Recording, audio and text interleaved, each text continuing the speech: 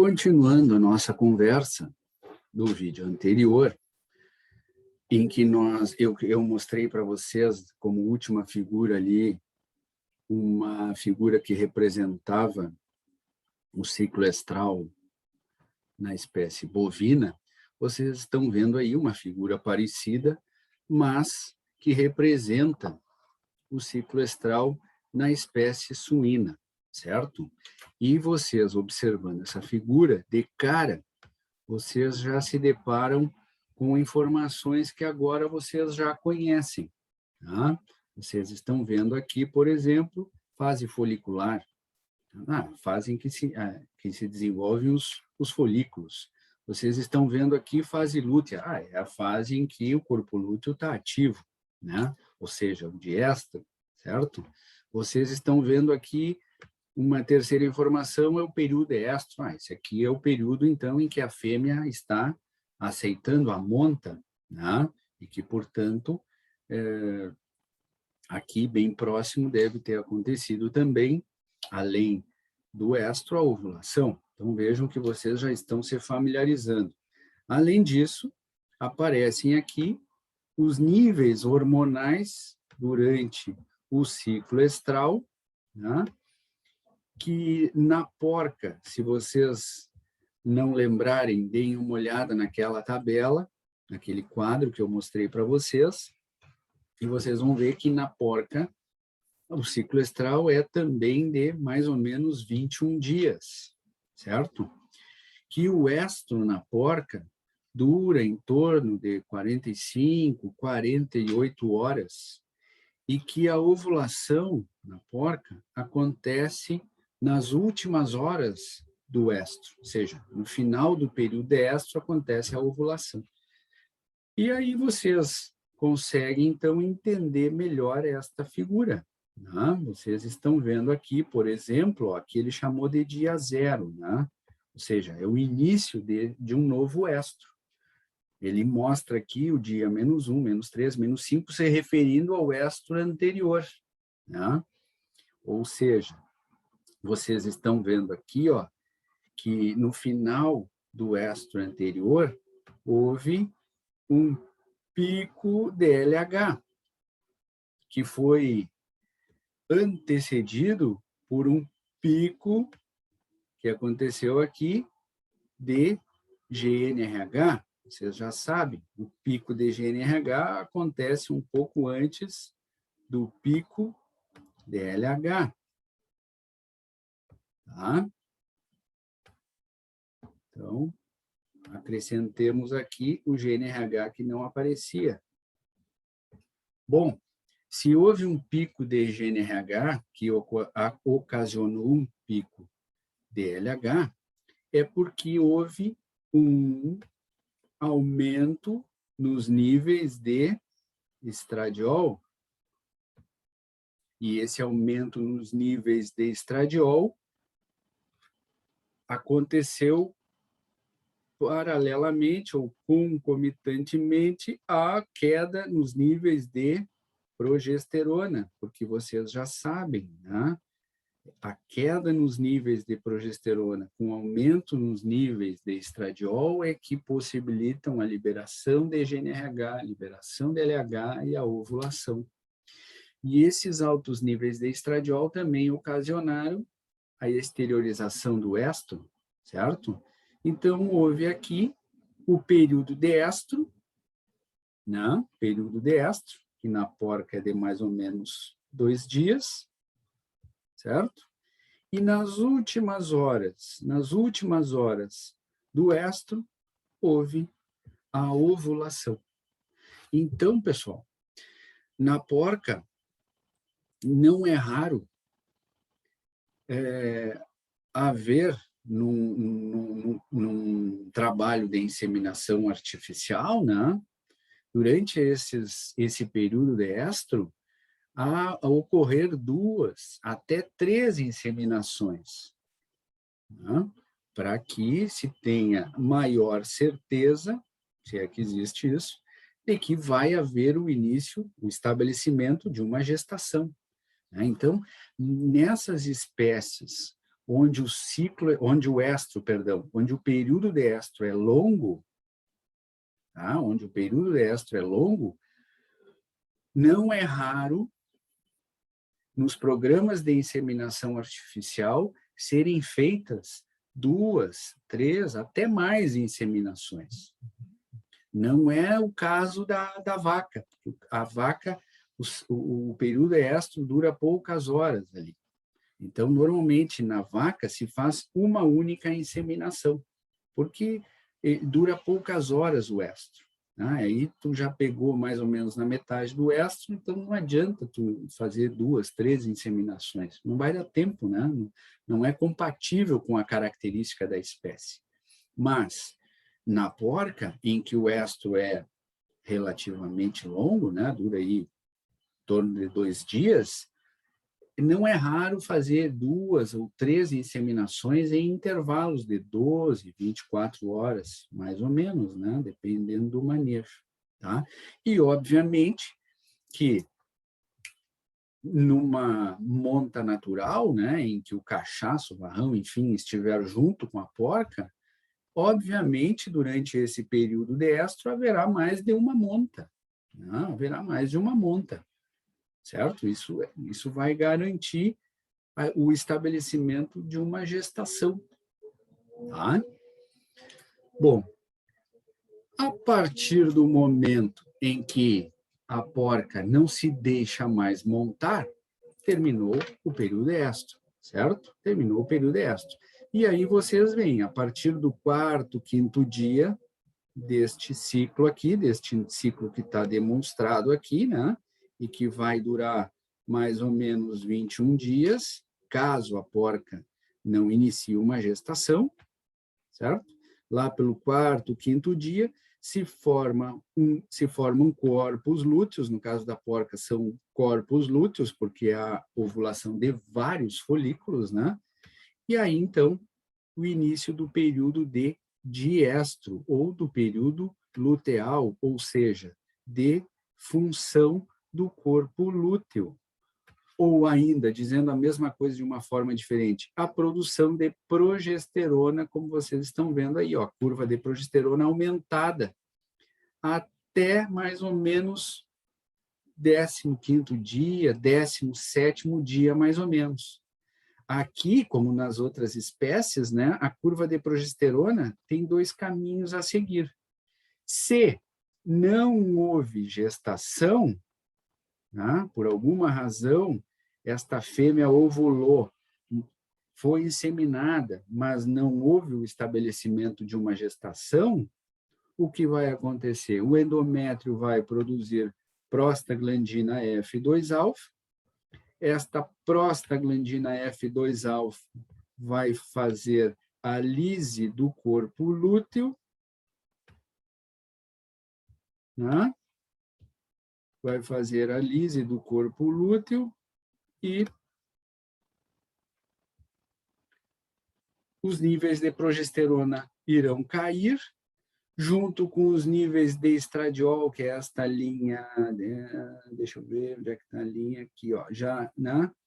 Já está aumentando o estradiol, que a gente representa assim, ó, o E2, é uma forma da gente, é uma sigla para o estradiol, né, o E2.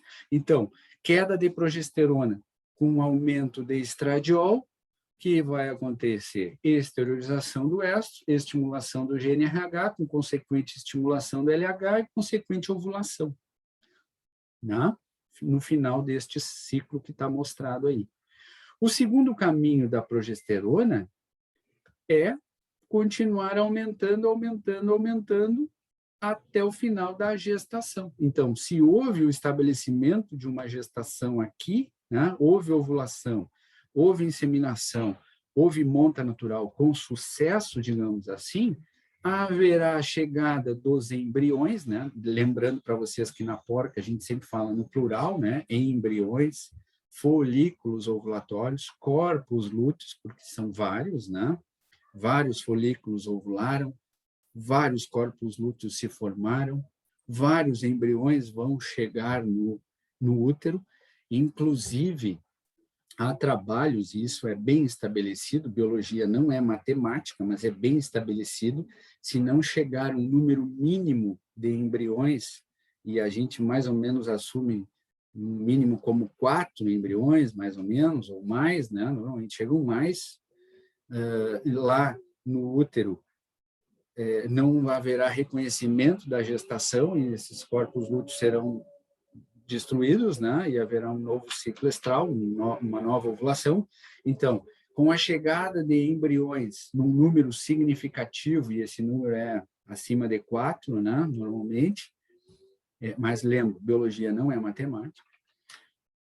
Então, chegando embriões lá no útero, não haverá produção de prostaglandina F2-alfa, o endométrio não vai produzir prostaglandina F2-alfa, os corpos lúteos continuarão funcionais, cada vez produzindo mais progesterona, e aí, durante a gestação, a placenta se junta a este papel de produzir progesterona também, e essa progesterona vai se manter elevada até o final da gestação, quando, então, haverá a queda da progesterona, que também é fundamental para o início do trabalho de parto, né? Lembrem que a progesterona elevada ela inibe as contrações uterinas em todas as espécies. Por isso que é fundamental lá no final da gestação que a progesterona caia, para que comece o trabalho de parto, ou seja, comecem as contrações uterinas, que são fundamentais para a expulsão do feto ou dos fetos, dependendo da espécie. Certo? Eu vou mostrar para vocês o mecanismo de parto e vocês vão ver que dos eventos do mecanismo do parto é a queda da progesterona, para que, então, a prostaglandina, a ocitocina, enfim, possam estimular contração uterina. Certo? Muito bem. Então, pessoal, vejam que aqui, ó, na porca, é muito semelhante, os hormônios são os mesmos, né? E os eventos hormonais são semelhantes daqueles que vocês viram anteriormente na vaca. Muito bem. O que mais? Próxima figura. Espécie canina agora, cadela. Se vocês lembrarem, aqui, ó, vocês olhando a figura, que coisa boa, né? Já consegue identificar, ó, proestro, aquela fase que vem antes do estro, né? Precede o estro. Aqui o período de estro. Eu já entendo. Agora, aqui nesse período de 7 a 9 dias, mais ou menos, é o período em que a cadela está em estro, ou seja, que a cadela aceita a monta. E depois vem o diestro, que é aquele período em que tem um corpo lúteo funcional. Corpo lúteo funcional, eu também posso dizer que é fase lútea. Exatamente. Então tá, tem um corpo lúteo funcional, P4, que eu já sei que a progesterona está elevada. Mas que maravilha, estou entendendo tudo. Exatamente. Esse é o objetivo. Se eu entender isso aqui, eu vou entender como é que acontece a reprodução. E o dia que eu quiser manipular essa reprodução, eu vou saber quais são os hormônios que eu posso usar, o momento que eu posso usar, quando eu devo inseminar ou oferecer o macho. Exatamente, esse é o objetivo. Tá? Então, pessoal, na cadela, este estro, né, ele dura em torno de 7 a 9 dias, o proestro tem a mesma duração, uma duração aproximada do estro, né? Isto aqui é a fase folicular, né? E aí vocês observam aqui, ó, E2, que vocês já sabem que é estradiol, FSH, LH, né? O GNRH que não aparece, mas vocês já sabem também. Então, quando é que acontece a ovulação na cadela? Mais ou menos aqui, na metade do período de estro, mais ou menos. Tá? E não é raro na cadela, pessoal, o macho ficar direto com a fêmea, no caso de viverem juntos, né, na mesma casa, digamos assim, no mesmo pátio, né, ou oferecer mais de uma vez, no caso de monta controlada, nos canis e tal, às vezes esse macho é oferecido dia sim, dia não para a cadela, ou às vezes é deixado direto, enfim, depende do manejo adotado, né? Mas aqui vocês observam, então, ó, vamos aos níveis hormonais, né? Em amarelo, aqui é a curva do LH. Vejam que há um pico de LH. Este pico de LH, vocês já sabem, foi antecedido por um pico de GNRH, e este pico de LH é que vai induzir a ovulação. Depois desse pico de LH, este LH vem para níveis basais, ó, cai bastante, vai ficar em níveis basais até a próxima ovulação, que vai acontecer, vocês sabem, na cadela, dali a 6, 7, 8 meses só. Tá? Bom, o pico de GNRH e DLH foi antecedido por um aumento nos níveis de estradiol. E esse aumento nos níveis de estradiol ocorreu porque os folículos que estavam se desenvolvendo muito e que vão ovular produzem muito estradiol. Certo? No caso da cadela, a progesterona já está baixa. Por quê? Porque a última vez que a progesterona aumentou foi após a última ovulação, que aconteceu 6, 7, 8 meses atrás. Então, a progesterona na cadela já vem baixa. Tá?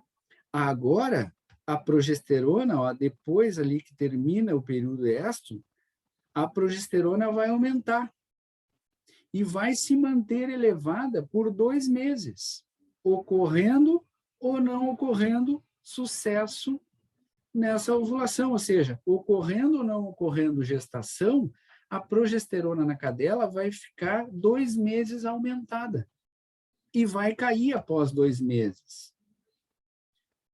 E os corpos lúteos aqui vão durar 2 meses, estando ou não estando gestante. Certo? E só vão aumentar novamente quando ocorrer a próxima ovulação, que vai ser daqui a 6, 7, 8 meses, dependendo da raça. Certo? Então, esse período de diestro, ele vai durar em torno de 2 meses, que é a gestação na cadela, né? 62, 61, 63 dias, mais ou menos. Tá? Então, vai haver a manutenção da progesterona por 2 meses. É uma característica da espécie, estando ou não estando prenha a cadela. Tá bem?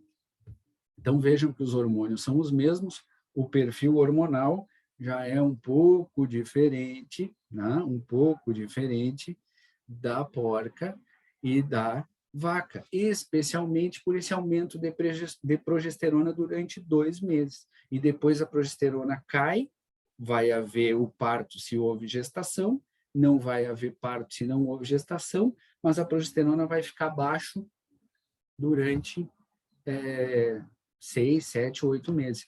Por isso a dificuldade de manipulação do ciclo estral da cadela. É difícil a gente manipular o ciclo estral da cadela. Né? Aliás, não se manipula o ciclo estral da cadela. Não adianta a gente administrar progesterona, é muito difícil.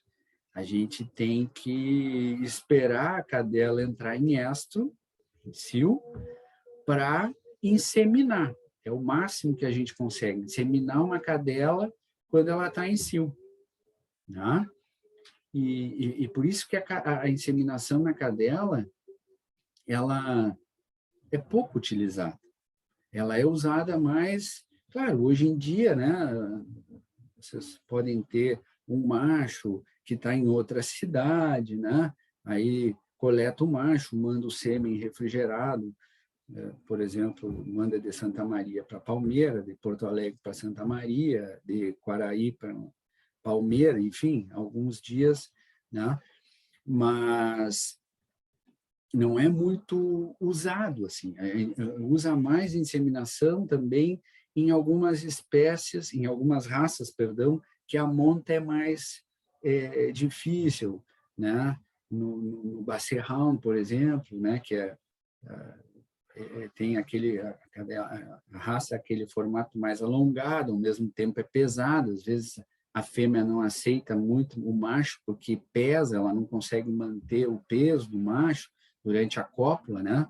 Então, em algumas raças, ou eventualmente alguma cadela que tem alguma dificuldade em manter gestação e tal, mas a manipulação do ciclo estral em cadelas é muito difícil de ser feito. Tá? Praticamente a gente não usa, não faz. Tá? O máximo que se faz é uma inseminação artificial sem manipular ciclo estral. Vamos adiante. O que mais? Aqui, ó.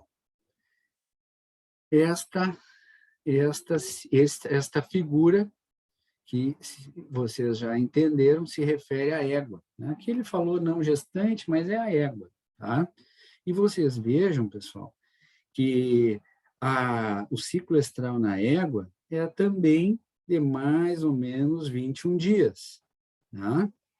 O estro é de mais ou menos 5, 6 dias, em média.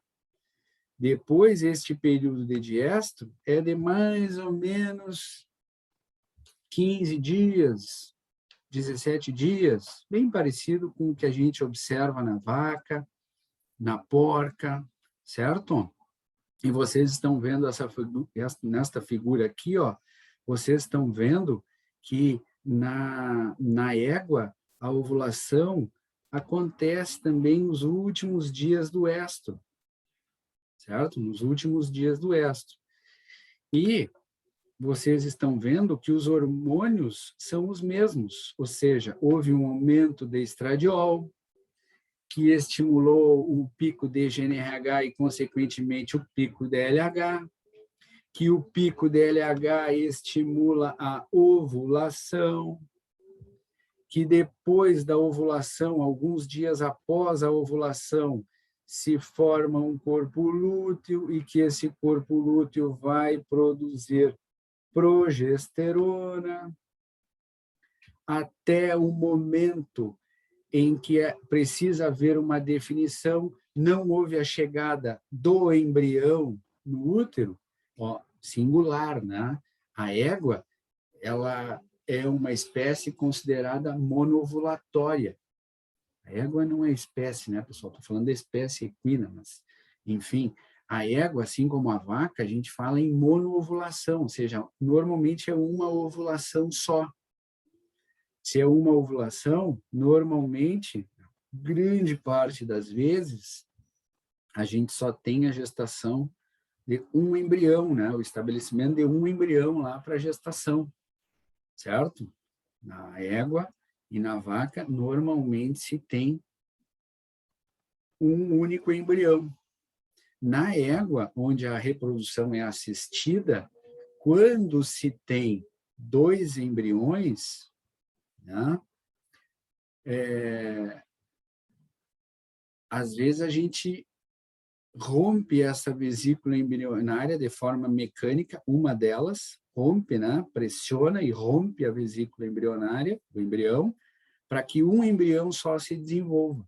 A gente normalmente seleciona o menorzinho e faz o rompimento dessa vesícula embrionária para que um único embrião só continue se desenvolvendo. Né?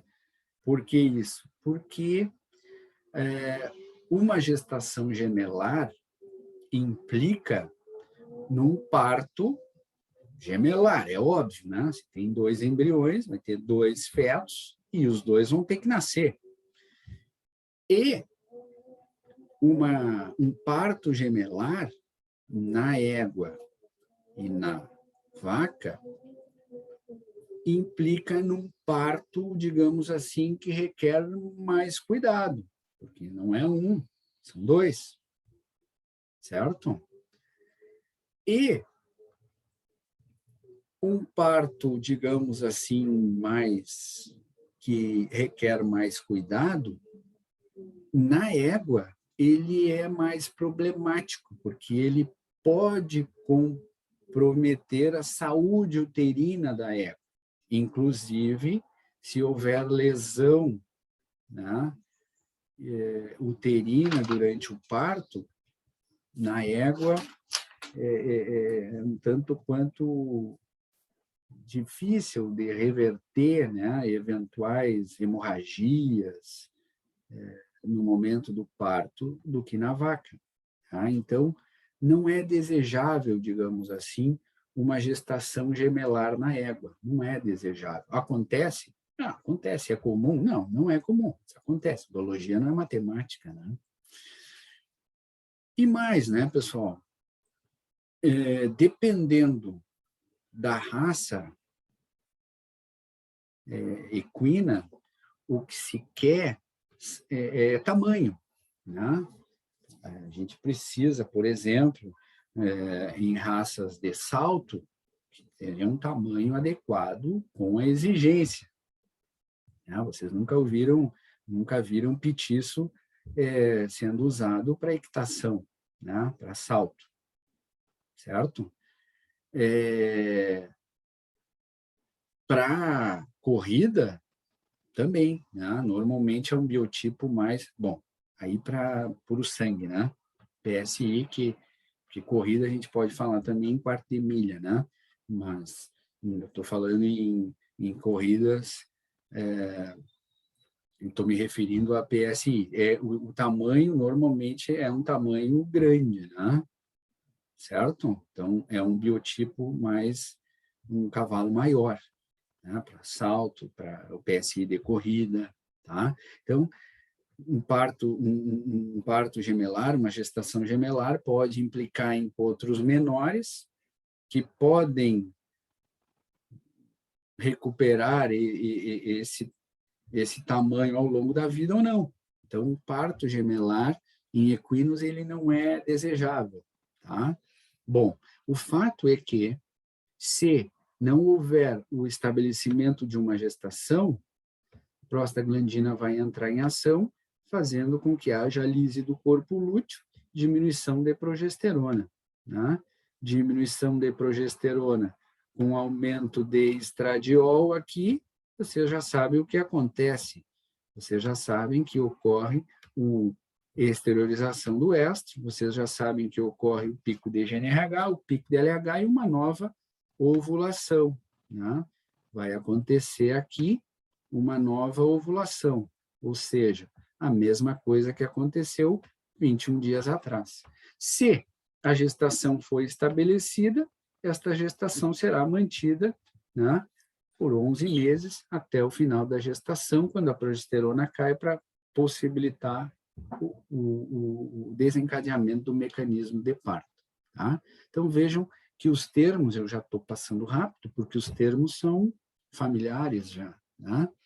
Os hormônios são familiares também. Manipulação do ciclo estral na égua, a gente não usa também. Normalmente, o que se usa é a indução da ovulação, para que se possa inseminar num período pré-determinado.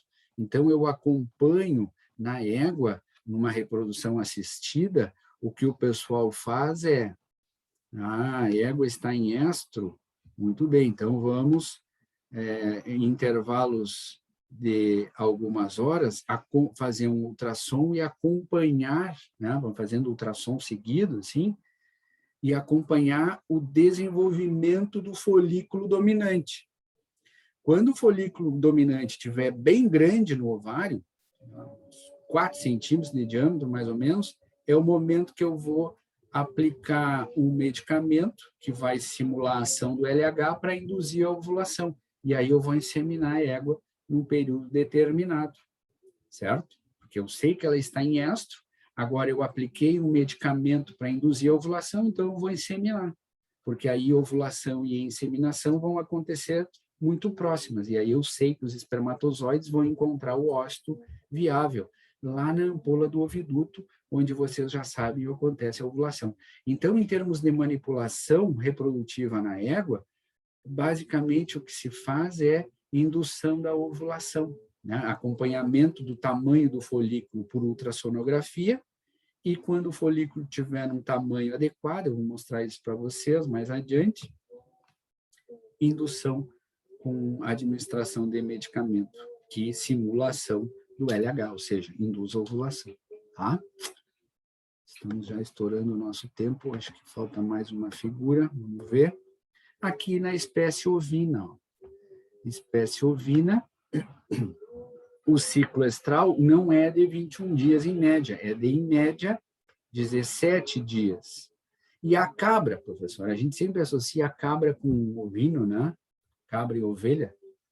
A cabra, o ciclo é um pouquinho mais longo, é em torno de 21 dias também. Mas na ovelha, o ciclo estral é em média de 17 dias. Vejam aqui os hormônios. A figura não está muito boa, mas aqui vocês veem FSH, aqui vocês veem LH, estradiol e PGF2-alfa. A progesterona, obviamente, vocês já sabem que a linha da progesterona é essa aqui, né? Ó. Aumenta 4, 5 dias após a ovulação. Aqui é o dia 0, né? Dia do estro. O estro na ovelha dura em torno aproximadamente de 30 e poucas horas, 36 horas, mais ou menos, e a ovulação acontece nas últimas horas do estro, tá? Lá por 30 horas, mais ou menos, de estro acontece a ovulação. Então, obviamente, houve um pico de LH, essa aqui é a linha do LH, ó. Então, essa aqui é a linha do estradiol. Né? Houve um pico de estradiol aqui, houve um pico de GNRH, um pico de LH, ocorreu a ovulação. Aqui o LH. 4, 5 dias depois da ovulação, se forma um corpo lúteo, ou 2 corpos lúteos, ou 3 corpos lúteos. Vocês sabem que partos gemelares em ovinos não são raros, né? Não são raros. E é interessante porque o ovino, a espécie ovina é uma espécie, é a espécie que responde, o percentual de ovulação está muito relacionado com a condição nutricional. Às vezes se faz um flushing nutricional, né, no período reprodutivo, ali um suplemento, um aumento na oferta nutricional justamente para aumentar a taxa de ovulação. Na ovelha responde bem, né? Claro, depende da raça, depende também do indivíduo. Dentro da mesma raça existem indivíduos que respondem melhor a este aumento no aporte nutricional, com uma maior taxa de ovulação, mas é algo que a gente observa isso a campo, né? Na prática, a gente observa que um rebanho ovino, fêmeas ovinas, destinadas à reprodução bem nutridas, a taxa de ovulação é mais elevada do que em anos em que a condição nutricional não está tão favorável assim. E depois a gente observa isso, obviamente, né, em partos gemelares, em número de partos gemelares, passa de 100% fácil de parto, né? A gente tem 100 ovelhas, não é raro tu ter 110, 115 cordeiros nascidos. Quando o ano foi bom, ou seja, né, no período reprodutivo, as ovelhas estavam bem nutridas. Né? Então, o ovino responde rapidamente isso, as outras espécies não. Até porque no bovino, por exemplo, parto gemelar não é comum. Tá? E no equino, nem, além de não ser comum, não é desejado. E no suíno, obviamente, é comum, porque é uma característica da espécie. Estou falando isso para que vocês tenham já essa flexibilidade de entender, depende da espécie e tal, tá bem? Bueno, a espécie ovina, então, essa progesterona vai alta até lá pelo 14º dia, mais ou menos, quando tem 2 caminhos a seguir, né? Estabeleceu gestação, essa progesterona vai ficar elevada até o final da gestação, que no ovino é mais ou menos 5 meses, são 5 meses, 150 dias, né, de gestação. Caso não tenha havido gestação, a prostaglandina vai agir, causando a lise do corpo lúteo, a queda da progesterona, que ocorre junto com o aumento do estradiol, estradiol esse que vai exteriorizar o estro e estimular o pico de GNRH e DLH, que está aqui, e o pico DLH vai estimular a ovulação. Né? Ovulação, repito, que acontece nas últimas horas do estro. Certo, pessoal? Então, vejam que estas figuras que eu mostrei para vocês, elas representavam as diferentes espécies de nosso interesse, mas em todas elas haviam os mesmos hormônios envolvidos e estes hormônios obedeciam curvas muito semelhantes, né, em termos de tempo, ou seja, momento do estro onde acontece, do ciclo estral, tá? Com exceção da cadela, que foge um pouco desse padrão, porque a progesterona vai se elevar após o período de estro, né, a ovulação, se eleva a progesterona, fica 2 meses elevada e depois ela cai. E aí depois vai ficar baixo por 6, 7, 8 meses. Tá, pessoal? Então, é importante, mais uma vez eu repito, é importante que vocês conheçam... antes de falar isso, vou voltar um pouquinho a fita. Manipulação do ciclo estral em ovino é feito de forma muito comum. A gente manipula muito o ciclo estral do ovino, tá? Inclusive fora da estação reprodutiva.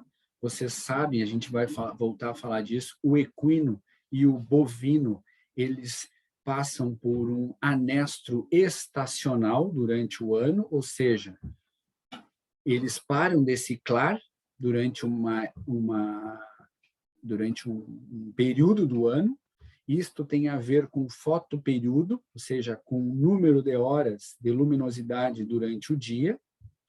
Eles respondem de forma inversa, a gente vai ver isso, né? Aqui no hemisfério sul, na nossa região, os ovinos, eles têm a sua estação reprodutiva mais ou menos entre dezembro e maio, ou seja, basicamente verão e um pedaço do outono, e o equino, ele tem a sua estação reprodutiva mais ou menos entre setembro e fevereiro, ali, basicamente primavera e uma parte do verão. Tá? Então, vocês sabem que até 21 de dezembro, de 21 de junho a 21 de dezembro, o número de horas durante o dia, luminosidade durante o dia vai aumentando. A partir de 21 de dezembro até 21 de junho, o número de horas a cada dia vai diminuindo. Tá? Então, isso explica que o equino e o ovino, eles respondem de forma diferente ao fotoperíodo. Tá? Eu vou falar isso para vocês. Tá?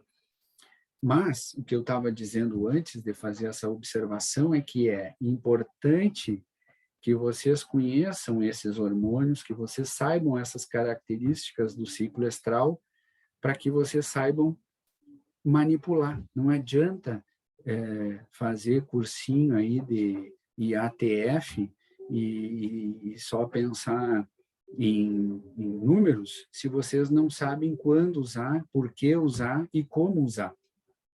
Certo? É importante para que vocês possam fazer cálculos, e esses cálculos não serão os mesmos durante todos os anos, obviamente, é importante que vocês conheçam a fisiologia reprodutiva. Certo, pessoal? Tá bem? Ficamos por aqui, já passamos um pouco do tempo. A gente vai voltar a falar mais sobre esses assuntos, tá bem? Um abraço, até o próximo. Tchau, tchau.